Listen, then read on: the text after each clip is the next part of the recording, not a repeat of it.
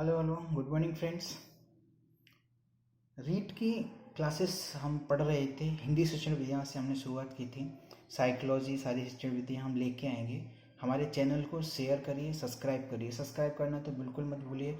घर पे होंगे, उम्मीद है ठीक होंगे। घर पे रह के अच्छे से पढ़ाई करिए, ठीक है। जिसमें हम राजभाषा समझ रहे थे, जिसको राजभाषा कब घोषित किया गया? 14 सितंबर 1949 को। अनुच्छेद 343 में इसको राजभाषा का दर्जा मिला हुआ है। राजभाषा वो भाषा होती है कि जिसको संविधान से सरकारी कामकाज करने का, या किसी भी राज्य की या किसी भी राष्ट्र की राजभाषा वो होती है जिसे संविधान के द्वारा सरकारी कामकाज करने के लिए चूज किया होता है या अपनाया होता है। जिस भाषा में सरकारी कामकाज होते हैं वो राजभाषा होती है। इसमें लिखेंगे उस भाषा को किसी राज्य या राष्ट्र की राजभाषा कहा जाता है। राजभाषा कहा जाता है जिसमें वहाँ के सरकारी कामकाज होते हैं। भारत देश में 14 सितंबर 1949 को हिंदी को राजभाषा बनाया गया था। प्रतिवर्ष 14 सितंबर को हिंदी दिवस मनाया जाता है। हिंदी दिवस कब मनाया जाता है? 14 सितंबर को हिंदी दिवस मनाया जाता है। स्टेप बदल के लिखेंगे भारत के संविधान के अनुच्छेद 343 में हिंदी राजभाषा होने का उल्लेख है। नेक्स्ट लिखेंगे 5 नंबर की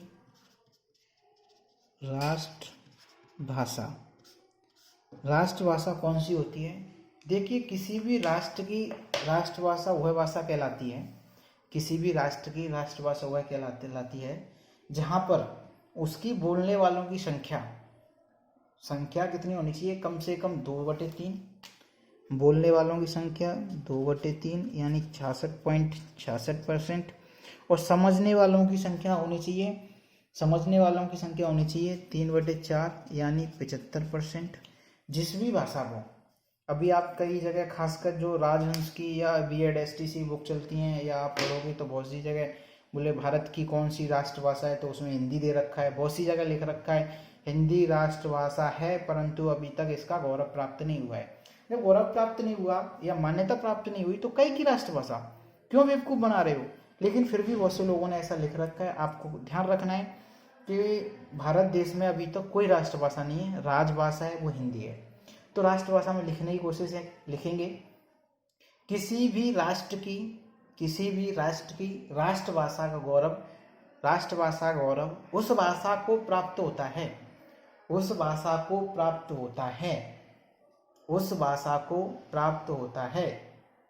जिसको बोलने वाले लोग कुल जनसंख्या के 2/3 यानी 66.66% तथा समझने वाले लोग 3/4 75% होते हैं। भारत देश में ऐसी कोई भाषा नहीं है। नोट लगा के लिखेंगे NCF 2005 के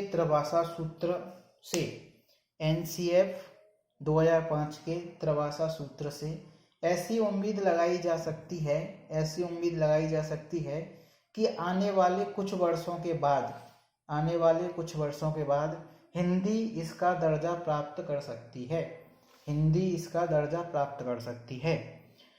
अभी हम इससे रिलेटेड कुछ क्वेश्चन लिखें, जिससे मैंने आपको पहले ही कहा था कि मैं आपको इतने सिस्टमेटिक वे में, माय डियर फ्रेंड्स, इतने अच्छे वे में पढ़ाऊंगा, साथ के साथ क्वेश्चन कराऊंगा, जिससे आपको पेपर में कोई भी किसी भी प्रकार की दिक्कत ना आए। लेकिन उसके लिए आपको हमारे चैनल को सब्सक्राइब तो करना ही पड़ेगा, बेल आइकन दबाना ही पड़ेगा, लाइक तो करना ही पड़ेगा। लिखिए मातृभाषा से अभिप्राय है। क्वेश्चन, मातृभाषा से अभिप्राय है ऑप्शन में लिखें वातावरण की भाषा, वातावरण की भाषा। ऑप्शन बी दोस्त यारों की भाषा, दोस्त यारों की भाषा। ऑप्शन सी माँ द्वारा बोले जाने वाले शब्द, माँ के द्वारा बोले जाने वाले शब्द। ऑप्शन डी क्षेत्र विशेष की भाषा। तो इसमें आप बताइए कौन सा होगा, कमेंट में बताइए, कमेंट करिए मुझे। तो इसमें होगा माँ के द्वारा बोले जाने वाले शब्द। नेक्स्ट लिखेंगे क्वेश्चन नंबर 8, निम्न में से प्रादेशिक भाषा नहीं है, निम्न में से प्रादेशिक भाषा नहीं है। मैंने बताया था आपको 22 भाषाओं को संविधान के द्वारा मान्यता प्राप्त है, लेकिन एक भाषा है जिसको मान्यता प्राप्त नहीं है।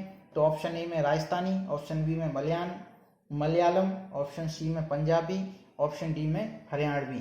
तो इसमें आ जाएगा राजस्थानी। ठीक है, नेक्स्ट क्वेश्चन लिखेंगे, भारत देश में हिंदी राज्य भाषा है यहाँ क्योंकि, बताइए देश में राज्य भाषा है, राजभाषा, क्योंकि यहाँ कोई राष्ट्रभाषा नहीं होती है। अब देखिए पढ़ेंगे हम भाषा के बिंब। क्या पढ़ेंगे? भाषा के बिंब, भाषा के बिंब।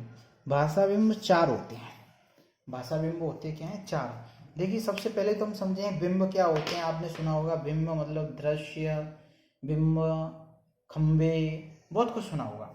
लेकिन कोई बिंब, किसी भी चीज का चित्र, देखिए कैमरे में कोई फोटो खींच जाता है तो कैमरा का काम क्या होता है? फोटो खींचना।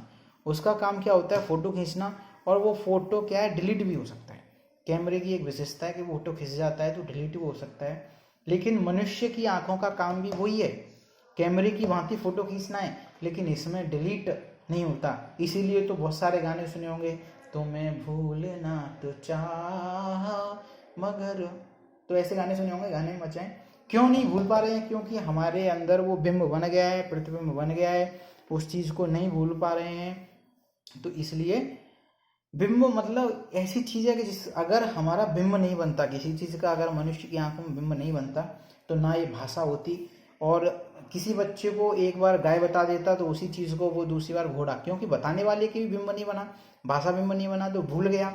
और एक व्यक्ति को कभी रमेश कहता, कोई रमेश कहता, कोई महेश कहता, कोई कुछ कहता, कुछ भी कहता, ऐसा हो सकता था। कभी जान को कहता, कभी मान कहता, कुछ भी कहता, क्योंकि बिंब नहीं बना, क्योंकि वो नहीं रही, रेगुलर नहीं रही, उसका दृश्य मिट गया। तो किसी चीज का क्या है? इसका चित्र बन जाना, उसके हमेशा के लिए चित्र बन जाना। तो इसमें पहले 2 लाइन लिखेंगे, फिर वो 4 कौन कौन से बिंब हैं उनके बारे में देखेंगे। लिखिए, जब भी कोई वस्तु, व्यक्ति, शब्द, वर्ण आदि हमारी आंखों के सामने आते हैं, हमारी आंखों के सामने आते हैं, तो इनके चित्र हमारे मस्तिष्क में बन जाते हैं, तो इनके चित्र हमारे मस्तिष्क में बन जाते हैं और स्थायी हो जाते हैं, स्थायी हो जाते हैं, जिससे ही हमारी भाषा आगे बढ़ती है। इसलिए इन्हें भाषा बिंब कहते हैं। अगर ये स्थायी नहीं होते तो हम भाषा भूल जाते, कभी कुछ का कुछ होता, फिर हम ये छोटो आए कि भाई आए, छोटी की सब कुछ भूल जाते, तो ये भाषा नहीं चल पाती। भाषा बिंब मुख्यतः 4 प्रकार के होते हैं। देखिए, पहला होता है दृश्य बिंब, पहला होता है दृश्य बिंब। क्या होता है बेटे? दृश्य बिंब, दृश्य बिंब, सॉरी। दृश्य से ही आप समझ पा रहे होंगे कि दृश्य बिंब कौन सा बिंब होता है, कौन सा दृश्य हो सकता है, क्या हो सकता है। दृश्य तो मतलब आप समझते हैं कि देखना, किसी वस्तु को देखना, किसी चीज को। जब हमारी आंखों के द्वारा कोई वस्तु, व्यक्ति, वर्ण, शब्द या किसी चीज का चित्र देखा जाता है तो उसका वो चित्र बन जाता है आंखों में। और जब वो वस्तु सामने हो, जैसे कि कुर्सी हमारे सामने है और उसे देख के हमारी कुर्सी का चित्र बना और हम कह रहे हैं कि ये कुर्सी है, तो ये क्या है? या हम कहते हैं हमारे सामने से उसकी गर्लफ्रेंड जा रही है, उसका बॉयफ्रेंड जा रहा है, तो ये कौन सा है? दृश्य। कौन सा बिंब है? ऐसे दूसरा होता है श्रव्य। लिखेंगे एक साथ, श्रव्य बिंब। थर्ड नंबर का होता है विचार बिंब, विचार बिंब। फोर्थ नंबर का होता है भाव बिंब, भाव बिंब। अब दूसरे देखिए, इसमें तो क्या सामने था वो, अब श्रव्य, श्रव्य से सुनना होता है। जब हम कभी किसी वर्ण, अक्षर, शब्द के बारे में सुनते हैं और उसका चित्र हमारे मस्तिष्क में बनने लगता है तो श्रव्य बिंब कहता है।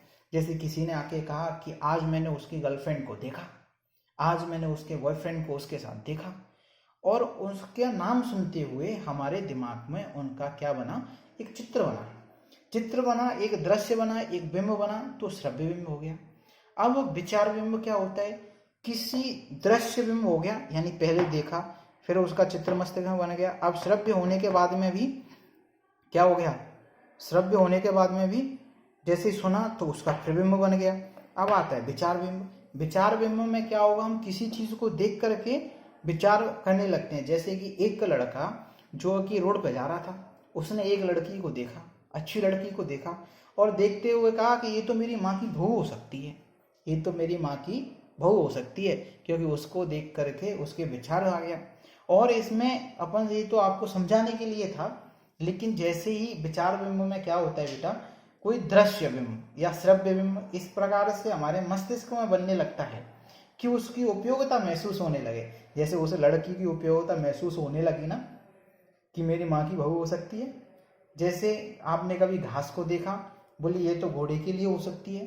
कभी घोड़े को देखकर विचार आया कि इसको तो क्या हो सकता है, ये किस लिए हो सकती है, ये किस लिए हो सकती है, ये तो घास खाने के लिए हो सकती है, घोड़ा सवारी के लिए हो सकता है। अब आता है भाव बिंब। भाव बिंब में दृश्य बिंब, श्रव्य बिंब, विचार बिंब से उस भाव बिंब की इतनी महत्वता बन जाए कि वो ऐसा ना होते हुए भी, जैसे गाय हमारी माता है, माँ ना होते हुए उसे माँ का दर्जा दे दिया जाए। वो हमारा धर्म भाई है, भाई ना होते हुए भी धर्म भाई है। देखिए धर्म, जहाँ धर्म शब्द लग गया वो है नहीं लेकिन बनता है। लेकिन एक चीज ऐसी है कि जहाँ सिर्फ धर्म लगने से ही उसकी होती है, धर्म पत्नी। अगर पत्नी के सामने धर्म लग गया तो उसकी है, और पत्नी है तो किसी और की भी हो सकती है। ठीक है, समझ में आया होगा। आई होप मैं आपको बहुत अच्छे से समझाने की कोशिश कर रहा हूँ। इसीलिए आपसे एक रिक्वेस्ट, एक निवेदन कर रहा हूँ कि हमारे चैनल को सब्सक्राइब करें, बेल आइकन को दबाएं। इसी तरीके से आपको हम अच्छे अच्छे वीडियो लाएंगे, कोशिश करेंगे आपको बहुत अच्छा पढ़ा पाएँ, और भी लाएंगे। ठीक है, तो लिखेंगे दृश्य बिंब। दृश्य बिंब, जब भी कोई वस्तु, जब भी कोई वस्तु, व्यक्ति या शब्द हमारी आंखों के सामने होते हैं, हमारी आंखों के सामने होते हैं, तो उसी समय उसका चित्र, तो उसी समय उसका चित्र हमारी आंखों के सामने बन जाता है, तो हमारी आंखों के सामने बन जाता है, तो उसे दृश्य बिंब कहते हैं, तो उसे दृश्य बिंब कहते हैं। जैसे मेरे सामने घोड़ा जा रहा है, जैसे मेरे सामने घोड़ा जा रहा है। नेक्स्ट नंबर पर लिखें श्रव्य बिंब। श्रव्य बिंब, जब पहले कोई व्यक्ति वस्तु, जब पहले कोई व्यक्ति वस्तु आदि हमारे द्वारा देखे हुए होते हैं, आदि हमारे द्वारा देखे हुए होते हैं, देखे हुए होते हैं, तो उसी समय उसका चित्र हमारी आंखों के सामने, तो उसी समय उसका चित्र हमारी आंखों के सामने, तो उसी समय उसका चित्र हमारी आंखों के सामने बन जाता है, तो उसी समय उसका चित्र हमारी आंखों के सामने बन जाता है, और उसकी आवाज सुनने मात्र से उसका चित्र बन जाता है, और उसकी आवाज सुनने मात्र से उसका चित्र बन जाता है। ये श्रव्य बिंब कहलाते हैं। एक बार इसको देख लें, थोड़ा सा इसमें मुझसे हो सकता है कि गलती हो गई हो, थोड़ा सा मेरा दिमाग कहीं और चला गया था। जब पहले कोई व्यक्ति वस्तु आदि हमारे द्वारा देखे हुए होते हैं, फिर बाद में कभी उनका नाम या आवाज सुनने मात्र से उनका चित्र हमारे मस्तिष्क में बन जाता है, तो वे श्रव्य बिंब कहलाते हैं।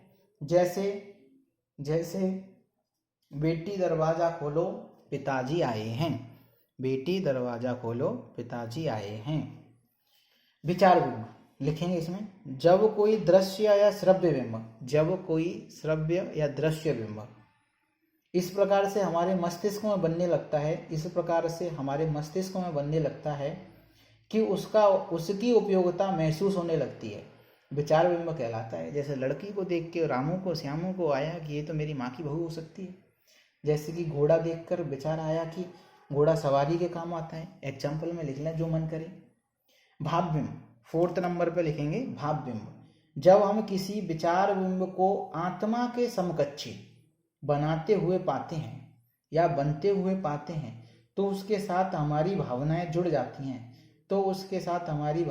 जाती हैं, इसलिए उसे भाव बिंब कहते हैं। जैसे गाय हमारी माता है,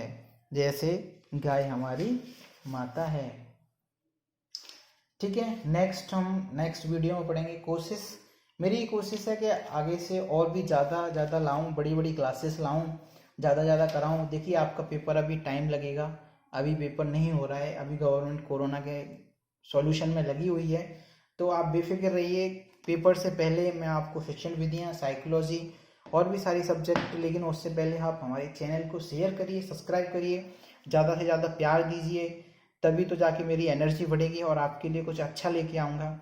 thank you for watching video पूरा देखने के लिए आपका बहुत बहुत धन्यवाद। Thank you.